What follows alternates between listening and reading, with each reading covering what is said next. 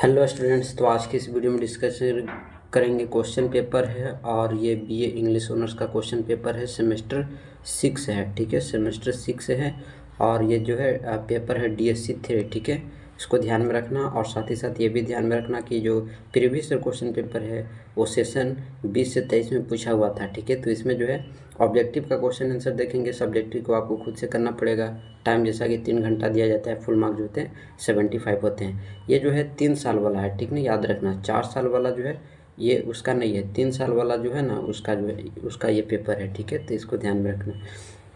Total 2 group होते हैं। Group A में जो है कंपलसरी क्वेश्चन है, 10 क्वेश्चन पूछेंगे 10 नंबर के। एक क्वेश्चन 1 नंबर के हो गए ना। क्वेश्चन क्या है, ट्रू फॉल्स पूछा है, ठीक है। ट्रू फॉल्स बताने हैं कि ट्रू है कि फॉल्स है। पहला क्वेश्चन जो है क्या कहता है कि morphology is the systematic study of words system of language.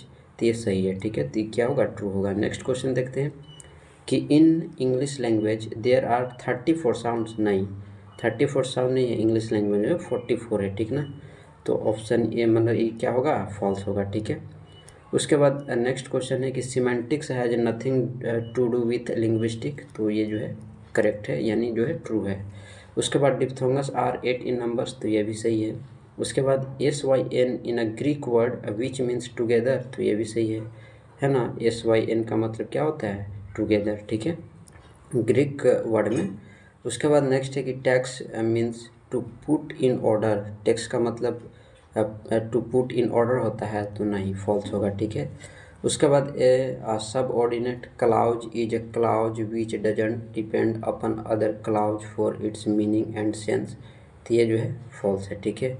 उसके बाद नेक्स्ट है कि the way in which words are arrange to form sentence is not the same in all languages. तो ये जो स्टेटमेंट है वो सही है, ठीक है, तो करेक्ट होगा। उसके बाद नेक्स्ट है कि incomplete is the antonyms of complete. तो सही है, ठीक है, करेक्ट है, तो क्या होगा, ट्रू होगा। उसके बाद एक content words have their on meaning. क्या कंटेंट वर्ड्स का अपना मीनिंग होता है, तो सही है, ठीक है, तो ट्रू होगा। उसके बाद यहाँ से क्वेश्चन नंबर 2 स्टार्ट होता है। क्वेश्चन नंबर 2 क्या है, right short note on any one of the following. किसी एक पर जो है ना आपको लिखने हैं, 5 नंबर मिलेंगे। 3 चीज़ दिए हुए हैं, किसी एक पर लिखो। या तो ऑप्शंस एंड रेफरेंस पर लिख लो, या adverbial clause and its kind पर लिख लो, या पॉलीसेमी पर लिख लो, ठीक है। उसके बाद नेक्स्ट क्वेश्चन, नेक्स्ट ग्रुप अब आता है, ठीक है। नेक्स्ट ग्रुप क्या कहता है, सो आप देखो नेक्स्ट ग्रुप बी में जो है, जैसा कि मैंने बताया, जो है ये 60 नंबर का होता है। 4 क्वेश्चन का आंसर देने होते हैं। एक क्वेश्चन जो होता है 15 नंबर का होता है।